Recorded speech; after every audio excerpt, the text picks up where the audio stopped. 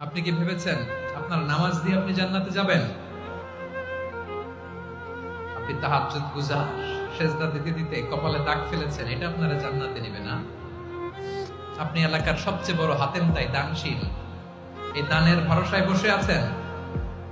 Question কালো আমাদের নামাজ, আমাদের রোজা, আমাদের ইবাদত, এগুলোকে মিজানের পাল্লায় উঠালে কোনো ওজনই হবে না।